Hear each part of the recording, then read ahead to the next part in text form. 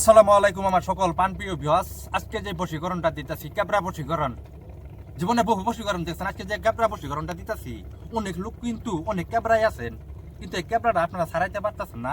এই ক্যাবরা ছাড়ানোর জন্য যে আমলটা দিতেছি সঠিকভাবে সুন্দরভাবে কাজ করবেন। আমি তান্ত্রিক চান সদাগর। আমি যে আমলগুলা দিতেছি এই আমলগুলো আপনারা নিজে কাজ করেন। যারা অনেক ক্যাবরাই আছেন, এই ক্যাবরা ছাড়াইতে পারতেছেন না, ক্যাবরা ছাড়ানোর জন্য এই আমলটা, এই কাজটা করবেন শনিবারের দিন মধ্যরাতে। শনিবারের দিন মধ্যরাতে যার প্রতি আপনি এই লসাটারে প্রয়োগ করবেন তার নাম দিবেন, আপনার নাম দিবেন, কিন্তু নামগুলা দেওয়া লাগবে আরবিতে। দেওয়ার পর হিন্দু করে মন্দিরে যাবেন। যাওয়ার পর দেখবেন যে চীনামাটি আছে, 3 চিমটি চীনামাটি নিয়ে আসবেন, কিন্তু কেউজন না দেখে।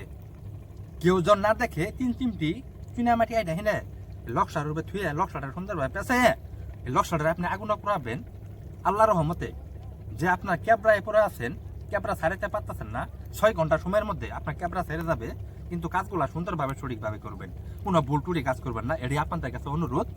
আর আমি আরেকটা কথা বলি, ইত্যুনৈতি একটা বাচ্চার যদি বাপ মাও না থাকে তারা কি বলা হয়? জারক সন্তান বলা হয়।